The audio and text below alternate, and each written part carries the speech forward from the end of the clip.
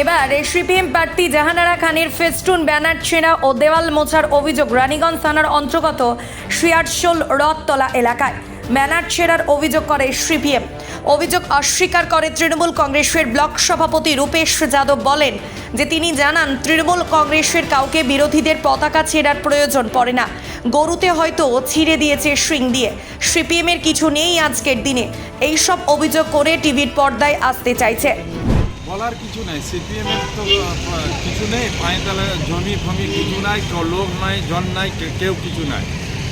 বাস্তবে পোস্টার ছেঁড়া নিয়ে একটা গল্প তৈরি করা হচ্ছে, কারণ পোস্টারটা নিয়ে এই যে মিডিয়া হাইপটা পাবে, আপনাদের কভারেজ পাবে, কিন্তু বাস্তবে আমরা দেখেছি কখনো কখনো দেখবেন গরুও মুখ দিয়ে পোস্টারটা ছিঁড়ে দেয়, মনে হবে মানুষ ছিঁড়েছে।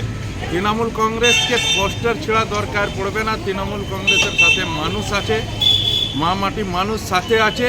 সেই জন্য তৃণমূল কংগ্রেস যতই বিরোধীরা বিরোধিতা করুক, বিজেপি হোক, সিপিএম হোক, কংগ্রেস হোক, যারাই হোক, মানুষ তৃণমূল কংগ্রেসের সাথে আছে। এইবারও আমরা সুষ্ঠুভাবে জিতব, যতই এরা এলিগেশন লাগাক। পোস্টার ছেঁড়া ছেড়ে কাজ আমাদের নয়।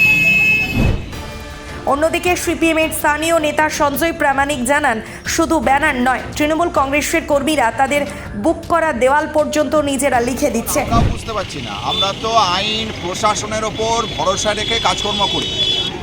এবার দেখছি আমাদের শিয়ারশোল অঞ্চলে তৃণমূল বিজেপি দুজনেরই পায়ের তলা থেকে মাটি আর কি সরে গেছে, সেটা বোঝা যাচ্ছে। এবং তারা করছে কি, রাতের অন্ধকারের দিকে আমাদের যা ব্যানার, পোস্টার, দেওয়াল লেখা হচ্ছে, সমস্ত কিছু মুছে দিচ্ছে।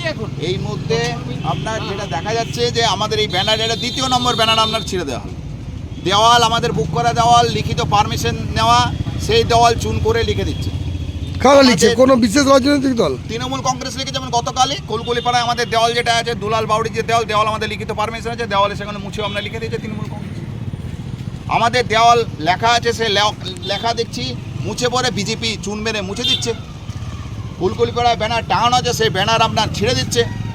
আমাদের চুন করা দেওয়াল, সেই দেওয়ালে গিয়ে তৃণমূল কংগ্রেস লিখে দিচ্ছে। এই তো পেছনে বাস্কেট পাড়া, এখানে আমাদের দেওয়াল আমরা লেখা ছিল, তৃণমূল কংগ্রেসের যারা আছে তারা ভয় দেখে, বাড়ির মানুষকে ভয় দেখে সেই দেওয়াল জোর করে মুছে দিচ্ছে।